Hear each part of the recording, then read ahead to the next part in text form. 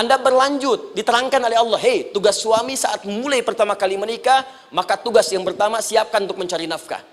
Bagaimana caranya ya Allah? Diturunkan oleh Allah. Satu, jangan takut kehilangan rezeki. Jangan pernah mencuri, jangan pernah ngambil punya orang, karena punya kamu akan saya berikan sempurna. Kamu ngambil punya orang, maka kamu akan menyulitkan diri sendiri. Itu akan dikembalikan pada yang berhak. Ya, turun Quran surah ke-51 ayat 22. Dirinci, begini cara nyarinya. Quran surah kedua ayat 168. Kalau Anda ingin cepat baru bergerak, rizkinya sudah dapat. Quran surah kedua ayat 172. Ada yang dahsyat, dia belum keluar, rizkinya yang mendatangi dia. Jadi nanti di Al-Quran ada 8 jenis rizki. Di antara yang paling hebat, ada yang belum Anda datang, rizkinya sudah menjemput. Ada orang mendatangi rizki, ada rizki mendatangi dia. Contoh, Al-Imam Asy-Syafi'i sedang berdiskusi dengan Imam Malik gurunya. Kata Imam Asy-Syafi'i, Syekh, rizki itu mesti saya cari dulu, baru kita dapat. Kata gurunya, ya Syafi'i, ada rizki yang cukup kita beramal dekat kepada Allah, dia akan datang tanpa kita cari dengan ikhtiar manusia. Kata Syafi'i, mustahil. Kata Quran kan kita kerja dulu, baru datang. Kata Imam Malik gurunya, kamu yang belum sampai. Kita amalkan ini, rizki datang. Maka berhenti sampai di situ, Imam Syafi'i pamit. Di jalan tiba-tiba, beliau mendapati ada panen anggur, Pak, Bu. Terus dipanggil sama yang punya kebun. Ya, pemuda katanya, sini. Mau bantu nggak? Kalau mau bantu, kami berikan anggurnya. Maka beliau bantu, panen, petik. Sampai setelah selesai diberikan anggur yang besar-besar, hanum. Senyum, senang beliau. Ternyata senangnya bukan karena dapat anggur. Senangnya karena merasa pendapatnya benar. Kalau saya nggak bantu panen ini, nggak akan dapat saya anggur. Cuma karena saya bantu, saya diberi ini. Maka rasa senangnya inilah dibawa kemudian kepada gurunya, ingin laporan. Tapi perhatikan adabnya. Dia tidak mengatakan, guru, nih saya benar. Kalau saya nggak ikut panen, nggak dapat saya ini. Perhatikan kalimat Asy-Syafi'i. Guru, tadi saya di jalan, dipanggil oleh pemilik kebun, ikut panen anggur. Begitu saya bantu, saya diberikan anggur ini. Beliau tekankan dengan kalimat yang kencang pada kalimat, begitu saya bantu, saya dapat anggur ini. Imam Malik tersenyum mengatakan, Masya Allah Syafi'i luar biasa. Ini siang begitu panasnya, tadi saya mau keluar ngajar, terfikir di benak saya, Allah, kalau ada anggur yang besar-besar, enak rasanya. Tiba-tiba kamu datang bawa anggur. Ini Imam Syafi'i kerja dapat sesuatu, Imam Malik terfikir sesuatu, datang rezeki. Itu ada di Quran surah ke-7, teman-teman, ayat ke-96, paling kanan sebelah atas di mushafnya. Baik, teruskan dulu. Ya, Anda dalam mencari kerja, ingat, kalau Allah yang sampaikan pasti terjadi. Jangan dikira mudah. Kata Allah akan ada persaingan, akan ada kadang-kadang singgungan, akan ada tantangan, maka mulai petakan tantangan apa yang akan Anda lalui saat Anda mulai mencari nafkah itu. Maka turun Quran surah kedua ayat 214, paling kanan sebelah bawah. Am hasibtum an tadkhulul jannata. Hei, apa kamu mudah begitu saja mengira akan sukses dalam pekerjaanmu? Bahkan bisa diartikan surga, ingin masuk surga. Walamma ya'tikum mathalul ladzina khalau min qablikum. Sebelum engkau diuji seperti orang sukses dulu pernah sukses. Lihat mereka. Enggak ada orang sukses yang instan. Cuman balikan telapak tangan dapat, tidak. Kata Allah, lihat orang-orang dulu. Lihat orang-orang hebat dulu, bagaimana mereka bisa kaya, bisa sukses, bisa punya posisi. Masat umul ba'sa, petakan olehmu tantangan apa yang akan dihadapi saat engkau bekerja itu. Satu, kata Allah, ba'sun, ada yang ringan. Ya, ba's. Ba'sa, jama' dari kata ba'sun. Dua, dara'. Ini sudah menengah, jama' dari kata durun. Tiga, zilzal, ini yang paling tinggi puncaknya. Jadi kalau Anda sudah mendapatkan ini, yakinlah, berarti Anda akan mendapatkan posisi yang tinggi. Karena mustahil orang besar diuji dengan ujian yang kecil. Zilzal, ini bagian ketiga. Ba'sa, ba'sun, mulai. Kira-kira tantangan-tantangan ringan apa saja yang akan Anda hadapi? Ya, kalau saya contohkan misalnya dengan contoh yang lain singkat, Anda mau ke masjid, ingin konsisten, mulai hijrah, ingin dekat dengan Allah, tiba-tiba yang tadinya nggak mau ke masjid, mulai ke masjid, diuji dengan hujan. Yang kecil, rintik-rintik, shower. Begitu hujan, orang Arab mengatakan kalau hujannya bisa lewat tanpa payung pun, orang Arab mengatakan la ba'sa. La ba'sa ini ringan. Orang kita sambungin, labas. Dari bahasa Arab, lewat. Nah, jadi kalau Anda mau berangkat nih, siap bekerja, siap hadapi tantangan. Baru mau lewat hujan kecil, berarti itu tantangan kecil kita lewati. Macet, petakan, cari jalan yang kemudian sempurna, jalan yang kosong, buka Google-nya. buka Waze-nya, buka map-nya, cari. Jadi kalau pada yang kecil aja belum kita lewati, bagaimana mendapatkan yang besar? Anda mau ke masjid, dikasih hujan kecil. Mau berangkat gak jadi. Papa, kenapa gak jadi? Hujan mah, kan ada payung. Takut riak, takut riak. Tuh. Setelah itu darwa. Maaf, tantangan fisik. Kadang-kadang mulai ke fisik. Mulai mengganggu. Ya, maaf, dirincikan kemudian oleh Al-Quran. Turun Quran surah ke-21. Ayat 87 sampai 88. Kisah Nabi Yunus alaihissalam. Yunus beraktivitas, bekerja. Bukan berarti nggak ada tantangan. Kadang-kadang dibawa, kadang-kadang diusir. Kadang-kadang Anda dapat misalnya proyek. Kadang-kadang sudah mulai, masukkan tender. Tiba-tiba gagal, diserobot orang. Kadang-kadang orang yang dapat, Anda yang ngajukan. Itu biasa. Kata Allah itu biasa. Bukan cuma Anda, yang lain pun ada. Bukankah Allah ajarkan kisah Sayyidah Hajar alaihissalam dengan Ismail? Bukankah bolak-balik naik Safa Marwah, kadang di atas, kadang di bawah, kadang lihat peluang sampai Marwah ternyata bukan air. Terkadang Anda yang bekerja, tim yang lain yang mendapatkan karena kerja keras Anda bisa jadi terjadi. Bukankah yang kerja keras Hajar yang dapat Ismail? Mungkin Anda yang konsep, yang dapat minyaknya orang lain. Mungkin Anda yang kerja, kan yang suksesnya teman Anda, gak ada masalah. Dan itu kemudian akan bermanfaat bagi Anda. Tidak mungkin setiap keringat yang keluar dari diri kita mustahil kecuali akan melahirkan manfaat yang kembali pada diri kita. Tantangan.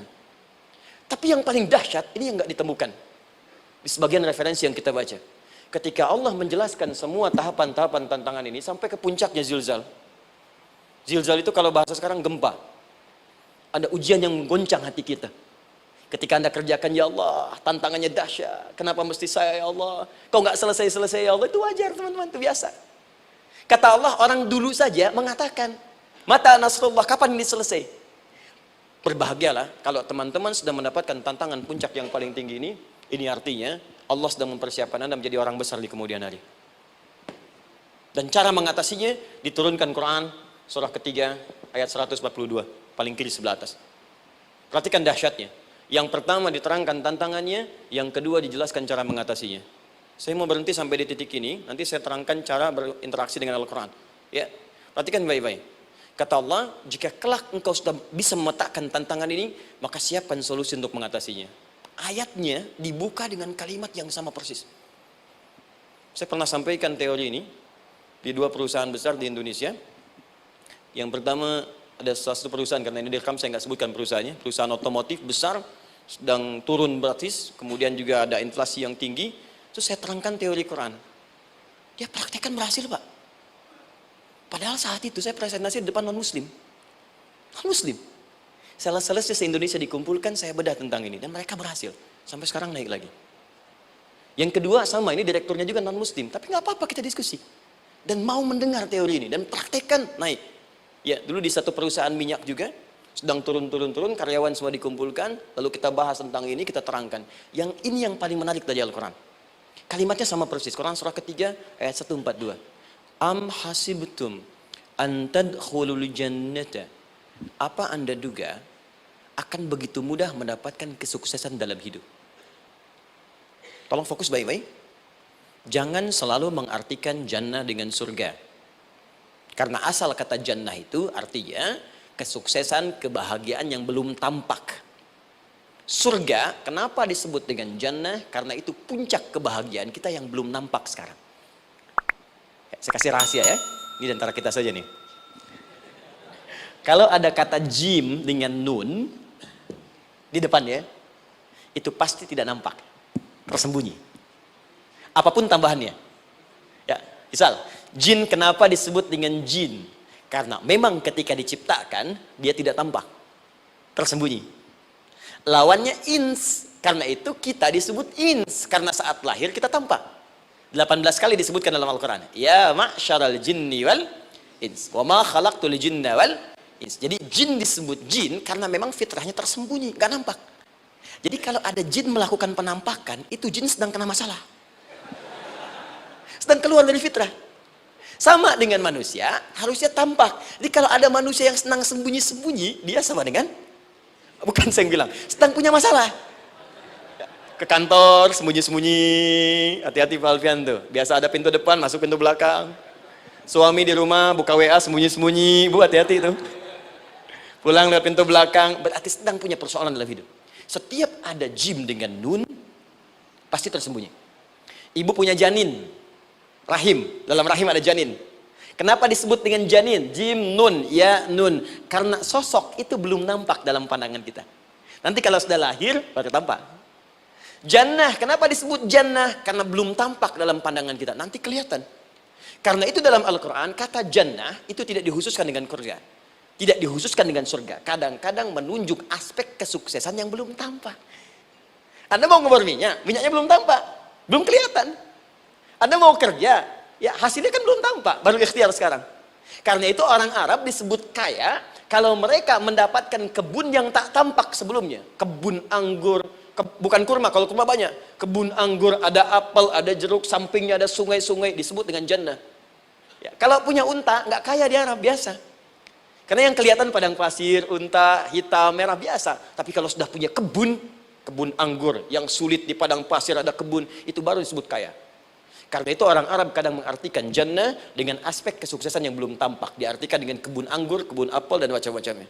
Perhatikan, am hasibtum an tadkhulul jannah. Apa Anda duga ingin sukses itu begitu mudah? Sukses jadi tidak. Walamma ya'lamillahu alladhina jahadu minkum wa ya'lamas sabirin. Perhatikan baik-baik. Sebelum Allah memastikan pada diri Anda terdapat dua hal yang paling utama untuk mengatasi tantangan tadi. Satu, jahadu. Kesungguhan. Serius. Jadi kalau mau sukses, mesti serius. Kerja serius. Cintai pekerjaan Anda. Ya, belajar anak-anak serius. Pastikan belajar dengan serius. Jangan cuma anak-anak duduk paling belakang, nggak pernah nanya, kadang ngantuk, pulang. Ujian, besoknya mau ujian, baru belajar. Ya, sistem SKS, sistem kebut. Ya, kadang-kadang sejam, Bu, Pak. Saya pernah ada orang di luar ngadu waktu di Libya, Ustadz, gimana ini orang Indonesia? Kenapa? Saya belajar 3 bulan. Besok mau ujian. Teman antum orang Indonesia pinjam catatan saya baru semalam. Dia dapat 8, saya 7,5. Saya bilang, Anda belum tahu sistem SKS itu. Baik, ya. Tapi itu bukan solusi. Begitu ujian selesai, ilmu lupa. Itu poinnya. Jadi kalau hanya sekedar ilmu dipakai untuk ujian, pada prakteknya nggak akan terpakai. Ini banyak anak sekolah sekarang hanya belajar untuk ujian saja.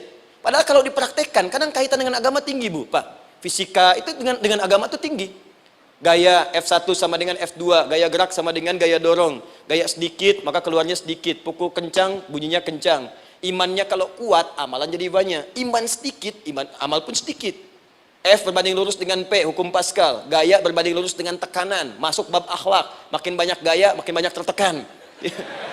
Nah itulah. Gaji 5 juta, gaya 10 juta. Kan? Ini serius.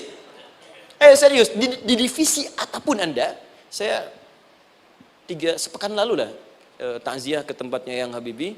Terus diminta tausiah di sana. Dan saya perhatikan beliau termasuk yang paling serius ketika diberikan tugas apapun.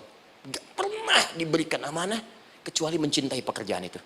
Yang Habibie demikian. Ciri orang sukses itu serius. Tapi keseriusan itu, kata Allah petakan jadi 3 bagian lagi. Karena jahadu itu punya 3 turunan kata. Satu, keseriusan merencanakan, disebut ijtihad namanya. Punya rencana. Mappingnya apa? Stepnya apa? Oke, Anda ingin kerjakan sebuah proyek, baik, proyeknya berlangsung berapa lama?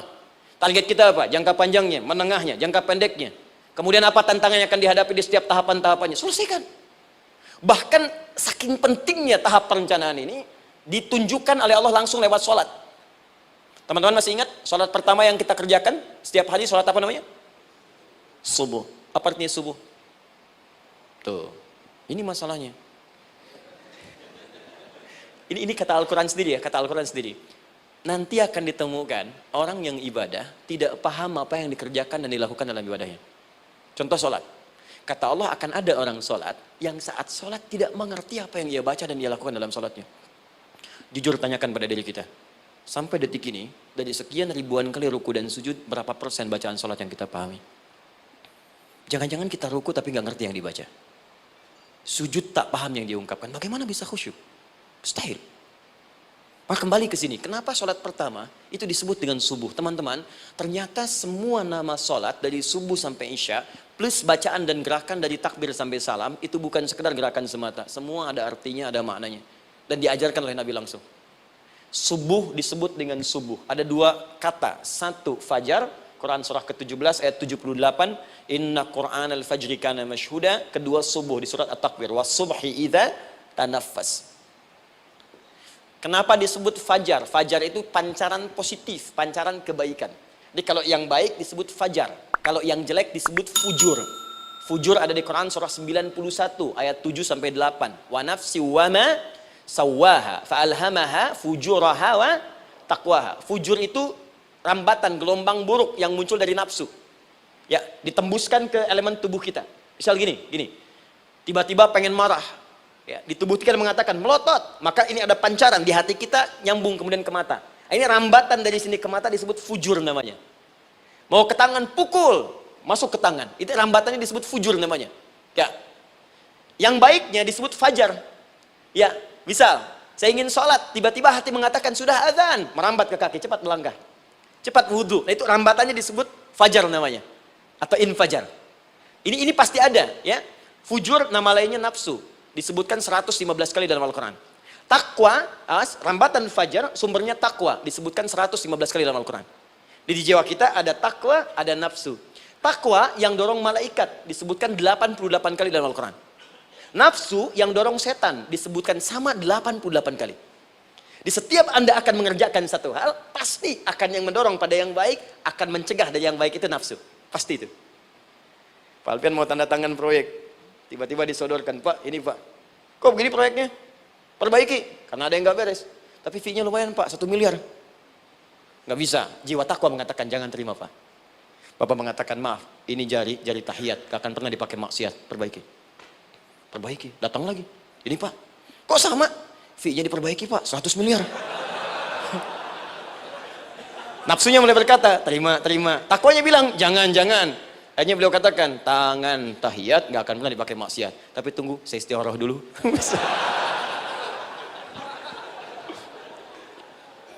Nah, waktunya, ini salatnya disebut fajar. Kenapa disebut fajar? Karena saat kita tidur, terus dengar suara azan, Allahu Akbar, maka memancar dari iman kita, rambatan untuk merespon suara itu, bangun kita untuk menunaikan sholat. Waktunya disebut subuh. Kenapa disebut subuh? Dari kata asbah. Asbah itu artinya yang siap dengan rencana. Ya, orang Islam tuh nggak ada yang bangun dari tidurnya, kecuali punya rencana jelas yang akan dieksekusi di hari itu. Makanya sebelum kita bekerja mengeksekusi itu, kita datang menghadap Allah supaya Allah berikan kemudahan di setiap aktivitas kita. Coba lihat manajemen Nabi. Bukankah sebelum tidur beliau istighfar dulu? Dirinci pekerjaannya, dicatat yang akan dikerjakan besok, istighfar 70 kali, 100 kali, sehingga dengan istighfar saat tidurnya tenang. Coba kita biasakan. Ada yang baca Quran, ada yang istighfar. Kalau nggak percaya silahkan cek. Begitu Anda lakukan, tidurnya enak. Besoknya rencana itu sudah siap. Makanya ketika bangun, siap jam 7 mau kemana, jam 8 ada di mana, jam 12 kerjakan apa. Sebelum mengerjakan itu, datang kepada Allah, sujud, ya Allah, saya punya rencana ini tolong mudahkan. Begitu caranya. Itu yang disebut dengan subuh. Nah, sekarang kembalikan, peta hidup kita mau seperti apa ke depan? Ijtihad. Yang kedua, kalau sudah jelas konsepnya, visinya sudah ada, maka jihad. Yang kedua, jihad. Jihad itu eksekusinya, aksinya, actionnya, perjuangan fisiknya.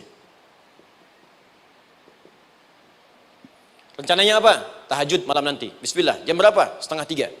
Baik, yuk kita mulai rencanakan. Eksekusi rencananya. Bagaimana cara kita bangun 2:30? Pasang alarm. Jam berapa alarm dipasang? 3 kali. Pertama 1:30, kedua 2:4, ketiga jam 2:4. Baik. Alarm pertama untuk mematikan alarm kedua. Alarm kedua matikan alarm ketiga. Ketiga siap-siap. Baik. Siap bangun. Jihad. Awas, ini penting ya. Jihad itu jangan dipersempit maknanya kepada situasi peperangan saja, tidak. Banyak jihad itu luas sekali medannya. Karena jihad itu perjuangan fisik. Dan maaf sekali, dalam konteks perang pun bukan menyerang orang, tapi membela diri saat diserang. Di Islam itu bukan agama ekspansi. Cek di sejarah, nggak ada Islam menyerang. Yang ada itu membela diri saat diserang. Atau saat orang lain dizalimi dan kita diminta untuk terlibat, kita membantu. Ini bukan dalam konteks sekarang yang banyak dibincangkan, tembak orang, bom orang, nyerang orang, bukan. Itu waktu kejadian bom Tamrin itu pertama, saya di Lampung posisinya. Itu begitu meledak, tuar. Pertanyaan pertama Pak di Majelis Taklim, Ustadz, apakah bom di Jalan Tamrin termasuk jihad fisabilillah? Saya bilang, Pak, sependek pengetahuan saya, jihad fisabilillah itu jihad di jalan Allah, bukan di jalan tamrin. Kaidahnya beda. Nah, misal mencari nafkah itu jihad. Cari nafkah jihad. Quran surah keempat ayat 34, paling kiri sebelah atas. Tugas pertama ketika menikah, kata Allah, ar-rijalu qawwamuna 'alan nisa. Setiap lelaki itu diminta oleh Allah untuk mengatur bagian rumah tangganya. Jadi pemimpin di rumah tangganya. Ya bima faddalallahu ba'dahum 'ala ba'din, karena diberikan kemampuan untuk memimpin. Di pemimpin itu ada di suami. Dan ciri khas pemimpin, Bu, biasanya ciri khas pemimpin apa, Bu? Bukan tegas, bukan. Ciri khas pemimpin itu tidak mau dipimpin. Makanya kalau ada sesuatu, masukkan lewat usulan, jangan beri saran. Kalau saran susah, itu pemimpin. Baik, tapi yang paling luar biasa kata Allah, perhatikan kalimatnya indah sekali. Wa bima anfaqu min amwalihim. Saya berikan tugas untuk mencari nafkah. Ketika seorang lelaki bertugas mencari nafkah, ingat ya, konteks apapun, kalau perempuan nanti bekerja bukan nafkah poinnya. Bisa hobi, ya, bisa aktivitas, tapi nafkah kalau sudah menikah itu ada pada suami. Perempuan tidak. Kalaupun tidak dilarang perempuan bekerja, tidak.